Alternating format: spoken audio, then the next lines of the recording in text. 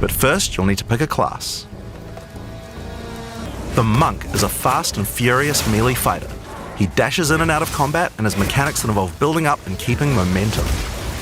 Like all classes in PoE2, you'll want to use a wide variety of skills to mix and match different combos. The Monk also has powerful combo skills. Tempest Bell, for example, is a skill that places a giant resonating bell. Hitting the bell causes it to ring, dealing damage to all enemies around it.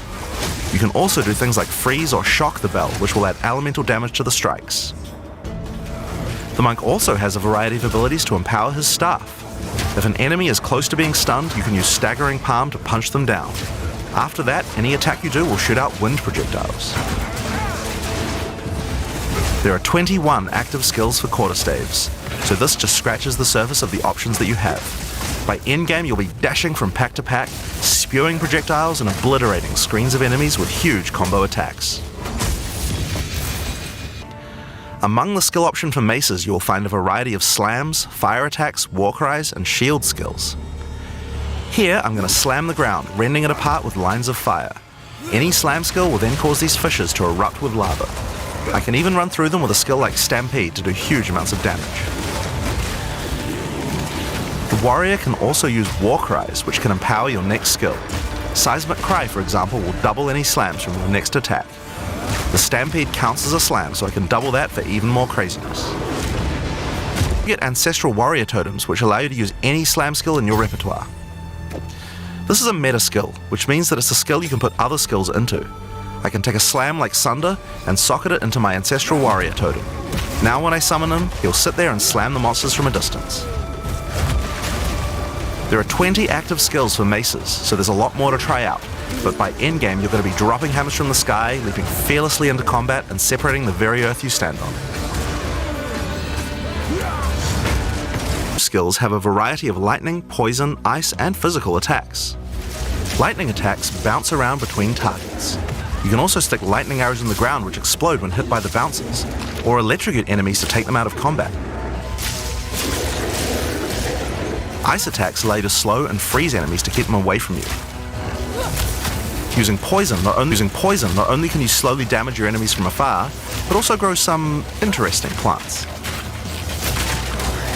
With 21 bow skills and all the mobility and combo tools the ranger has, you can take advantage of every situation. By endgame, you'll be creating hundreds of arrows, be they falling from the sky, bouncing around between enemies, or spraying out of tornadoes.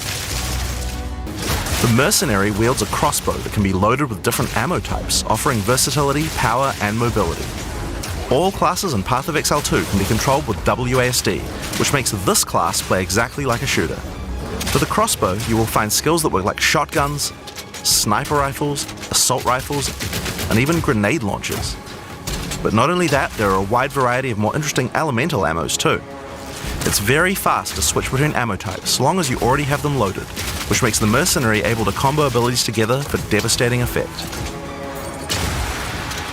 Use Glacial Bolt to create walls of ice to separate enemies, then switch to Fragmentation rounds to explode the ice, dealing massive AoE damage.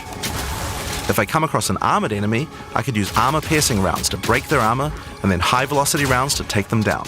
Or perhaps I could fire a gas grenade to poison enemies before detonating the cloud with an explosive shot for massive damage. If you want to call in some suppressing fire, you can summon artillery ballistas.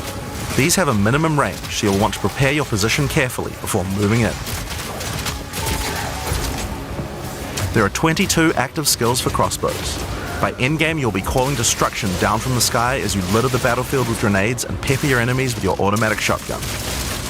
To take a backseat and let your minions do the work, then the witch should be your choice. She can call forth hordes of undead monsters to fight for her while casting powerful chaos spells that debilitate her enemies. Occult skills are some of the most varied in the game, with skeletons, noxious spells, specialty minions, curses, and sacrificial magic. There are 25 active occult skills. By the endgame, you will be the leader of a fearsome army of the dead, consuming everything in its path. The sorceress bends the elements to her will, using them to unleash devastation on her foes. This classic spellcaster weaves a flurry of elemental magic from afar. The elemental skills have everything you might expect and more.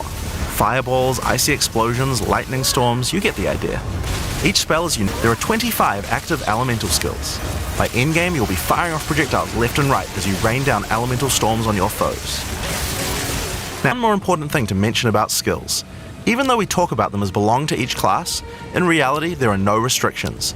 You can use all these skills on any class so long as you have the attributes. For example, a poison ranger might want to try out using occult curses to increase her poison damage, or a monk might want to trigger elemental ice walls to use with his glacial cascade combo. The possibilities for cross-class combos are practically unlimited. We're looking forward to what kind of things you guys might find. Now, Path of Exile is a game known for build customization, and we haven't even scratched the surface of what is possible yet.